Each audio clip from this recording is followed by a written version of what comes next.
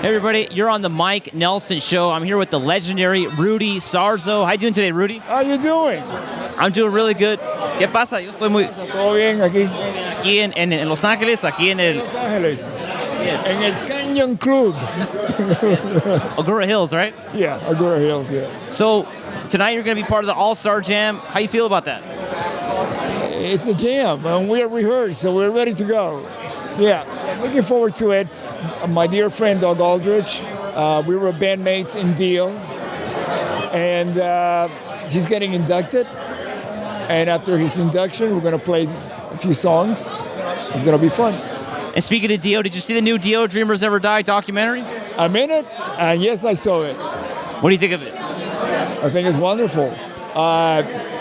As many documentaries of Ronnie, there should be many of them. And speaking of Ozzy Osbourne, you played on one of my favorite live albums of all time, Speak of the Devil. Thoughts on that? Wow.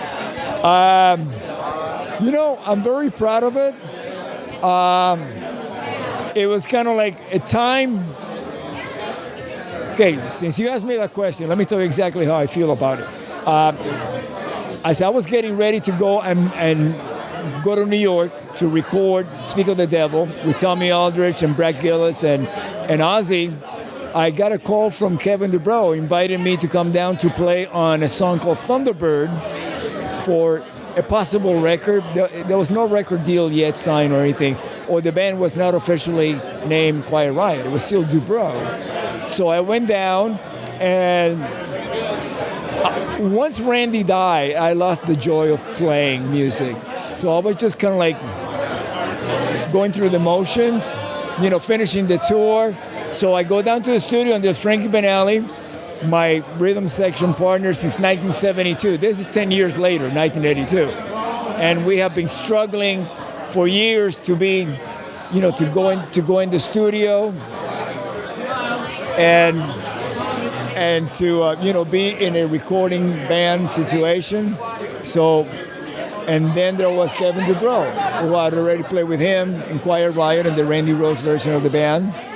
And I lived with him up to until the day that I joined Ozzy. I was also in DuBrow, so I knew the song Thunderbird because we used to play that. So we recorded 2 takes, and then there was like all this time left in the session. So they asked me, "Do you remember Slick Black Cadillac?" And I go, "Yeah, let's do it a couple of times." So we recorded that. By the time we finished the session, I have done like 4 songs for what became Mental Health. Then a couple of days later, I left, went to New York. We did the pre-production with the live recording of Speak of the Devil. But in my mind, the fact that I was so happy playing with Frankie and Kevin again, that really kept lingering. So I recorded Speak of the Devil 2 nights at the Ritz. I went back to Los Angeles and made the toughest decision I have ever made in my career, which was to leave Ozzy, because they were wonderful with me, Ozzy and Sharon, which is fantastic. They treated me beautifully. And so I got the joy of playing back. So that's what me being in Quiet Riot is all about, coming home and celebrating the legacy of Frankie Benali, Kevin DuBrow, Randy Rhoads, and the legacy of Quiet Riot. I'm asking every guest tonight what their favorite Foreigner song is, with Lou Gramm being inducted. What's your favorite Foreigner song of all time? So many. I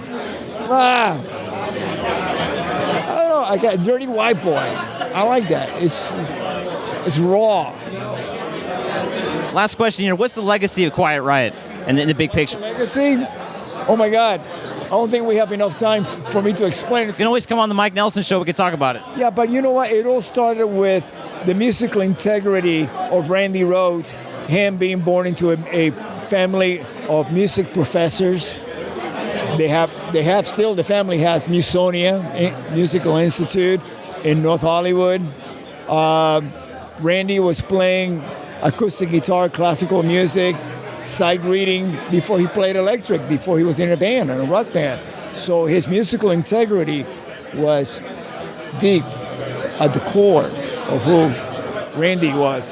And he led by example. So he brought that into the band, and it really had a huge impact in me. Then I got to play with Randy and Ozzy, and that was a whole different level of musical integrity.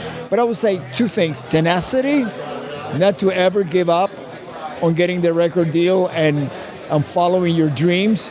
Kevin DuBrow was very responsible for that. And then you have Randy Rhoads' tenacity. And as far as the rhythm section, Frankie Benali was my mentor since 1972. All right. Thanks a lot, Rudy. Really appreciate talking to you. Stay heavy, everybody.